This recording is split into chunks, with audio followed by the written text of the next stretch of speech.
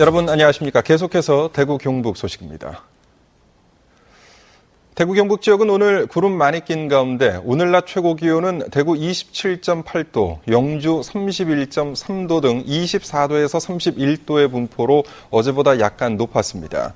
내일은 태풍 너구리의 전면에 형성된 구름대의 영향을 받아서 낮에 한두 차례 5에서 40mm가량의 비가 내리겠으며 낮 기온은 대구 30도 등으로 오늘보다 높겠습니다. 대구 기상대는 태풍 너구리가 모레부터 우리 지역에 영향을 미칠 것으로 예상했습니다. 최근 황산 테러 사건의 공소시효를 두고 논란이 일고 있습니다. 강력 사건에는 공소시효를 없애야 한다는 주장과 함께 수사본부 시스템을 손봐야 한다는 지적도 나오고 있습니다. 윤영균 기자가 취재했습니다. 신고를 받고 출동한 경찰관이 실탄이 든 권총을 탈취당했습니다. 잃어버린 권총은 아직 회수하지 못했습니다. 어제 오후에는 은행에 엽총으로 무장한 복면강도가 침입해 현금 1억 2천여만 원을 강탈해 달아났습니다. 대구에서는 대낮에 가정집에 총기를 든 강도가 침입해 주인에게 총을 쏘아 부상을 입힌 뒤 금품을 빼앗아 달아나는 유산균 음료 독극물 주입 사건의 피해자가 지난달에도 5명이나 더 있었던 것으로 드러났습니다.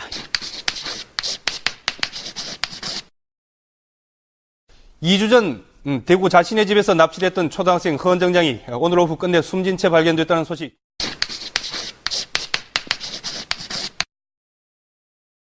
지난 1999년 이후 수사본부가 설치됐지만 아직 범인을 잡지 못한 경우가 전국적으로 20건.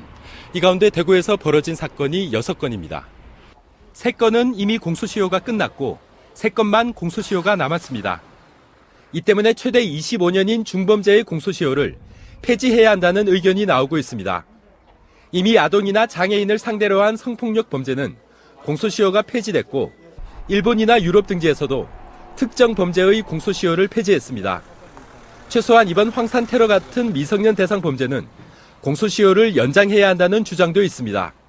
아동을 대상으로 한 범죄의 경우에는 이제 성년이 되는 날로부터 기산한다든지 하는 이런 것들은 외국의 입법 내에서도 충분히 볼 수 있는 거기 때문에 우리도 어떤 그 운영의 묘랄까 어떤 사안별로 달리 적용할 수 있는 이런 어떤 특례들을 장기 미제 사건으로 빠진 가장 큰 원인은 부실했던 초동수사였지만 수사본부 시스템에도 역시 문제점이 제기되고 있습니다. 보여주기식의 대규모 본부를 꾸리는 과정에서 정작 수사 초기 핵심 증거를 확보한 일선 수사관들이 배제되는 경우가 많습니다. 새로운 어떤 수사팀이 꾸려졌기 때문에 다시금 새로 수사를 하는 경향을 보입니다. 그러다 보니까 초반에 발견했던 어떤 증거들이 중요도 면에서 우선순위에서 밀리는 경우도 존재하기 때문에 또한 일정 기간 해결 못한 범죄는 지방청이나 경찰청 단위에서 미제 사건 전담팀을 구성해야 한다는 지적도 나오고 있습니다. MBC 뉴스 윤영균입니다. 올해 적조 발생 가능성이 높아짐에 따라 경상북도는 적조 대응 매뉴얼을 강화해 적조 피해가 발생하기 전에 양식 어류를 방류하면 지난해는 5천만 원 안에서 50%만 지원했는데 올해는 입식비의 90%를 지원합니다. 적조 예보도 기존의 3단계에서 신설된 출현주의보를 발령하는 등 4단계로 세분화하고 적조로 폐사한 고기의 신속한 매몰도 가능하도록 했습니다.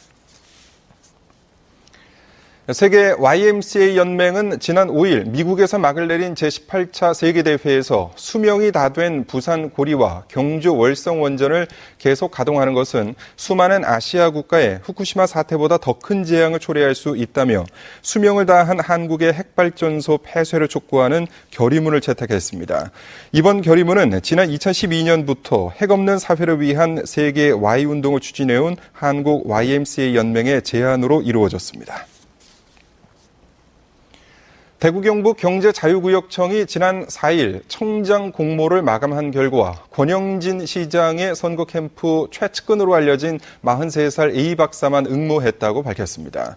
올 상반기 유치 실적이 단 한 건도 없는 대구 경북 경제자유구역청은 공모 절차상 복수 공모가 되지 않아 열흘간 공모를 연장할 것이라고 밝혔습니다. 경북교육청은 지난 5월과 6월 경북사회복지공동모금회와 공동으로 마련한 난치병 학생 돕기 성금 모금 행사에서 지난해보다 5,400만 원 많은 7억 400여만 원을 모금했다고 밝혔습니다. 지난 2001년 전국 처음으로 난치병 학생 돕기 모금 행사를 시작한 경북교육청은 지금까지 155억 원을 모금해 1,089명의 난치병 학생을 지원했습니다. 대구지방국세청은 근로장려금 신청 기간이 끝났지만 올해부터 기한 후 신청 제도가 도입됨에 따라서 아직 신청을 못한 경우 오는 9월 2일까지 신청할 수 있다고 밝혔습니다. 다만 기한 후 신청은 근로장려금 산정액의 90%만 지급되며 신청 대상은 배우자 또는 만 18살 미만의 부양자녀가 있는 가구로 단독 가구는 연소득이 1,300만 원 이하 등의 요건을 갖추어야 합니다. 경북농산물품질관리원은 올해 상반기 농식품 원산지 위반업소 370여 곳을 적발해서 220여 곳은 형사 입건하고 150여 곳에는 과태료를 부과했습니다. 음식점이 전체의 절반으로 가장 많았고 유통업체와 가공업체가 뒤를 이었습니다.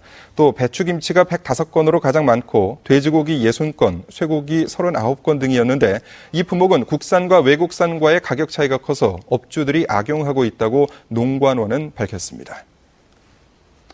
지금까지 대구 경북 소식이었습니다. 고맙습니다.